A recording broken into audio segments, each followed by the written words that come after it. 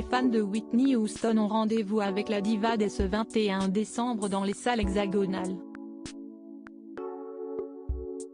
Outre la carrière musicale d'exception de la chanteuse, le biopic retrace son histoire intime et son idylle de 10 ans avec son assistante Robin Crawford. Le film I Wanna Dance With Somebody sort sur les écrans hexagonaux ce 21 décembre.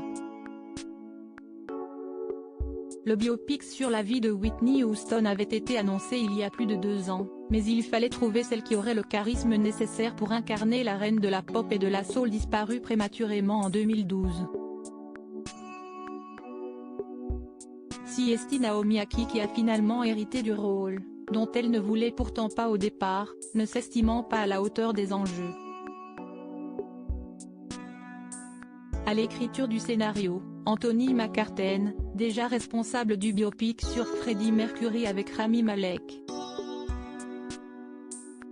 Et ce dernier n'a pas hésité à sortir des chemins de l'histoire officielle, racontant notamment l'histoire d'amour qu'il y a Whitney à celle que le monde entier prenait pour son assistante personnelle, Robin Crawford.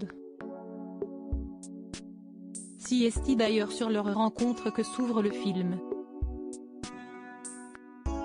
À l'époque de la gloire de Whitney Houston, on les dit meilleures amies, on admire leur relation fusionnelle, elles sont inséparables. Les deux femmes elles-mêmes n'useront jamais les termes gays ou lesbiennes pour définir leur relation.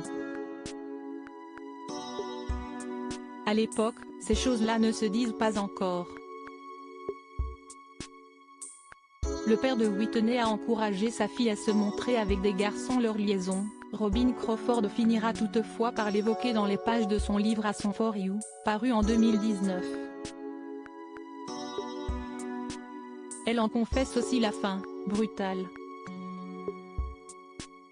Elle est venue chez moi après la signature de son contrat, chez Arista, note de la rédaction, une bible à la main, pour m'expliquer que nous ne devions plus avoir de relations sexuelles parce que cela rendrait notre voyage sur Terre encore plus complexe et que, si cela se savait, cela se retournerait contre nous, avait-elle raconté. Paris Match rappelle que leur idylle a précédé son union avec le very bad boy, très menteur, et très volage, Bobby Brown. Il faut oublier Robin, et cette histoire qui heurte les valeurs dans lesquelles se reconnaît Whitney et avec lesquelles elle a grandi. Robin Crawford explique encore dans son ouvrage que l'interprète de I Have Nothing a grandi dans une famille très religieuse et ne s'est jamais détachée de cette morale. Et ce n'est pas son père, Johnny Houston, qui aura facilité le coming out de sa fille, lui qui, lorsque les deux amoureuses se confient dans son bureau, leur dit qu'on ne pouvait pas être comme ça. Il encourage les jeunes femmes à se montrer et à sortir avec des garçons. Après la fin de leur histoire, Robin a elle aussi refait sa vie et 2 enfants sans toutefois jamais l'oublier.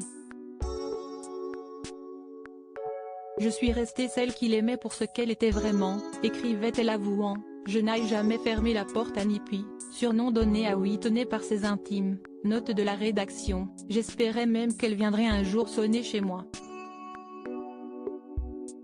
Ce vœu-là ne se sera pas réalisé.